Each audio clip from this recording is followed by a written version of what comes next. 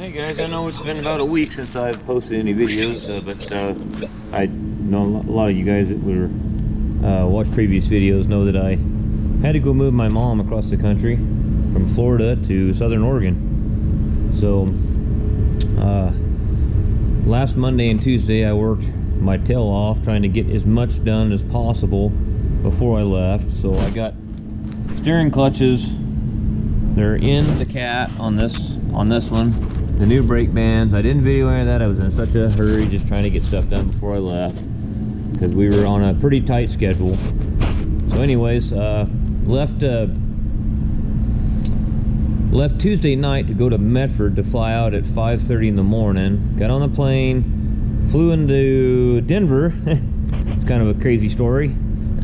Well, not really, I guess not that crazy, but basically got off the wings were iced up or something in Medford, and they had to spend more time de-icing than they expected. So the plane took off from Medford like 30 minutes late, and we had a pretty tight schedule as it was, or timeline as it was, getting on our next flight in Denver to go to Tampa. We basically got off in Denver and had to flat foot run from one end of the terminal to on that airport to the other end of that airport on the B terminal. And it's one of those deals where they're waiting for you and they're boarding when you get there, and you just get right in line and you go on the plane. That's pretty much what it was. So we barely made that flight.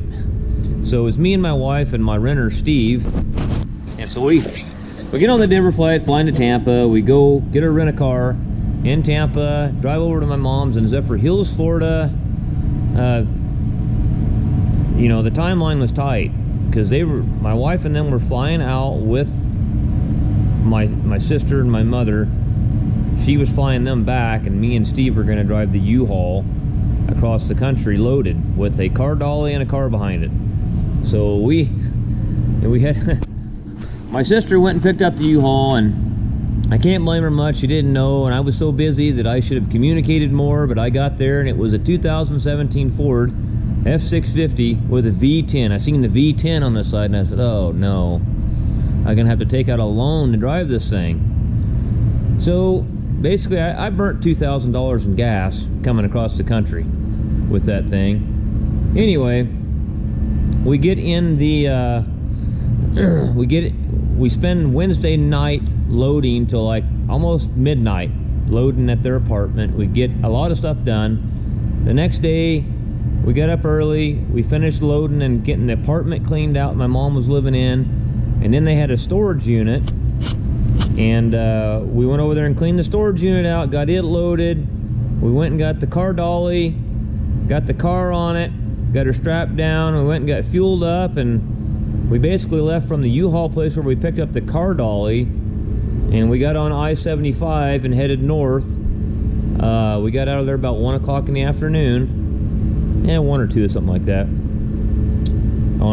That would be Thursday. And my wife got on a plane at 5 that afternoon and back over in Tampa, and flew my mom and my sister back into Medford.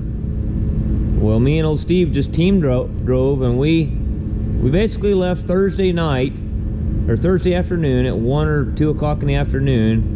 We got into Klamath Falls, Oregon, which is 3,000 miles. It's 980 miles, basically 3,000 miles.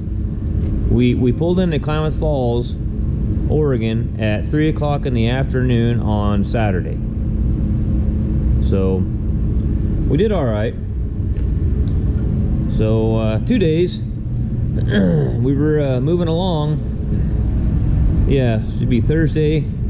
We drove into Thursday. Let's see, Thursday to Friday. Yeah, Friday. That'd be 48 hours. Right around 48, 50 hours, somewhere in there. But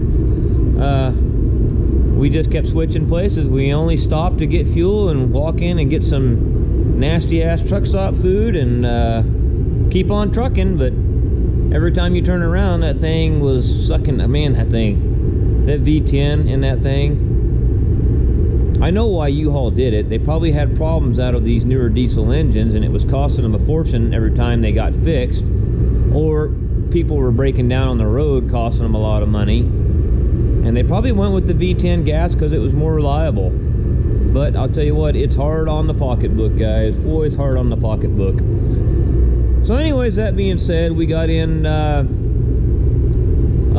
Saturday, and then I just proceeded to rest. We got up Sunday morning, went to the storage shed because we're still cleaning out the house that we've got from my mom, from the previous renters that were in it.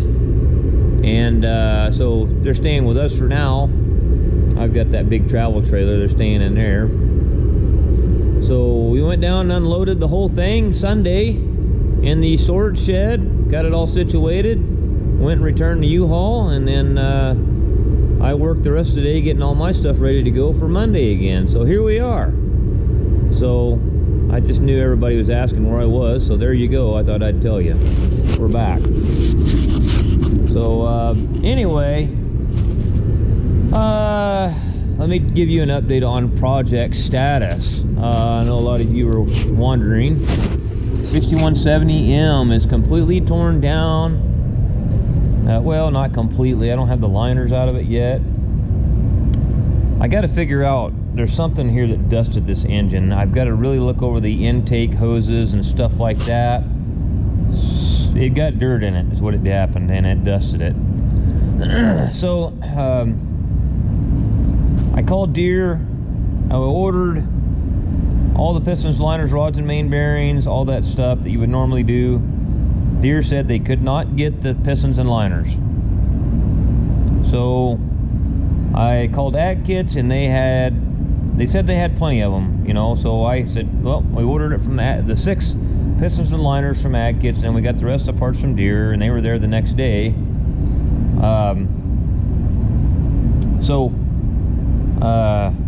I get home Saturday,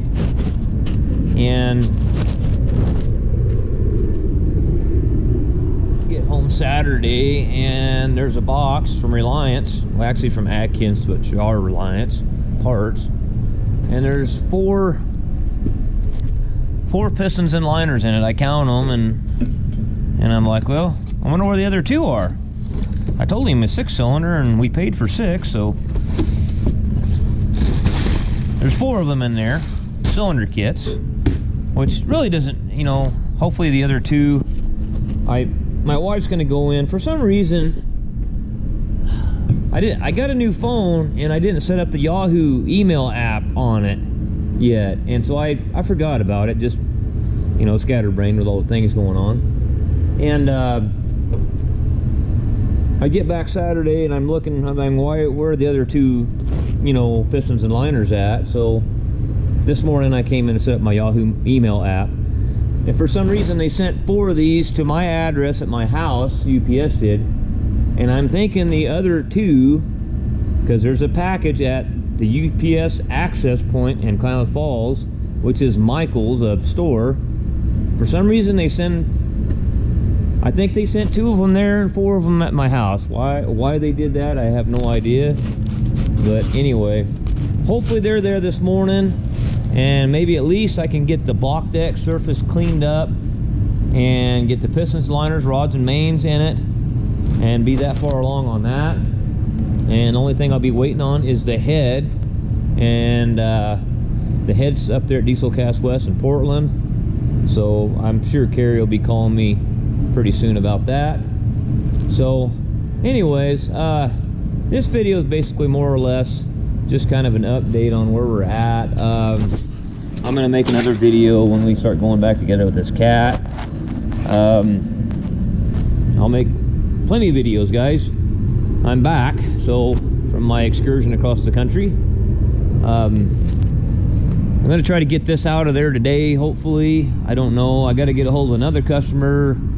I got a couple service calls. I got a 4455 that I pulled the driveline out of. Remember the one I rebuilt the engine on? Well, I had to go do a little warranty work. The front driveline shaft going into the mechanical front wheel drive box on the bottom down there, somehow I tweaked the lip on the oil seal.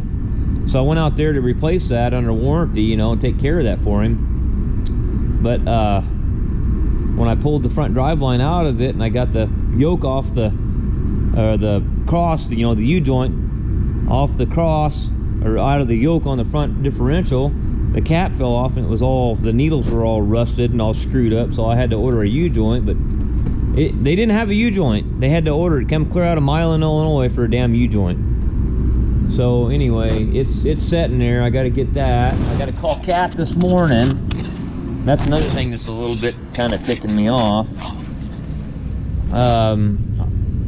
This Cat here, I got this valve out of it. I got it completely disassembled. I got a breakdown of the valve and got all the seals ordered for it. I ordered them all through Cat in Redding, and I came here this morning and they're not sitting here.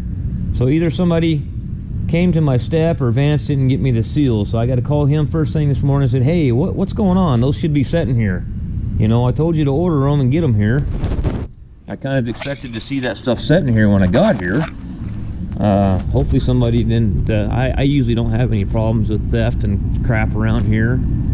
But anyway, so anyways, I'm back. This will be a short little video just kind of explaining what's going on. Oh, I lost track of what I was telling you there. Yeah, I got to get this out of here to hopefully today or tomorrow. Get this out. I got to get it out, and then we'll keep going on this project. And I'm probably gonna just go ahead and once I get it out, I'll probably just go ahead and crane the B model in it. I think this part here we can remove from this engine, and then I'm pretty certain it's gonna bolt right up to this. Kind of look at the bolt pattern, see how, yeah, it'll bolt right up. So and then that'll set right in these mounts just perfect. And then I'll have to just block it up on the back and then see what we're gonna do about mounting it back here. Somebody says, oh, I'm gonna put, which is a fine, you know, maybe they've had good luck with them. He said, I would never use that retarder. I'd use some 349A Super Jakes. Well, I've been around those 349A Super Jakes a bit, and I'm gonna tell you they're more problems than they are anything. I've had a lot of guys that have had them, and when they're working, they're awesome. They work really good, but they wear out real quick, and you spend more time rebuilding them than you do driving the truck. So and then I've had another guy, I've had 5 guys I know of. I was counting them the other day, thinking about the guys that I know that had those back when there used to be a lot of Cat engines around here years ago. There's not as many anymore because of the totalitarian regime that runs California. But anyway, there used to be more of them. So I knew guys that had the Super Jakes on the B's and C's, and out of the 5 of those guys that ran them, I know that 4 of the 5 pulled them back off and put the 346s on because they had so many problems. And I knew the one guy, I don't know what it was, maybe he changed his oil more, I'm not sure, but he got 1 million on his and never had no problems with them. So I don't know. I'm just thinking the 4 out of the 5, and I'm saying, well, I don't know if I like these things very much. So anyways, we're gonna go with the retarder.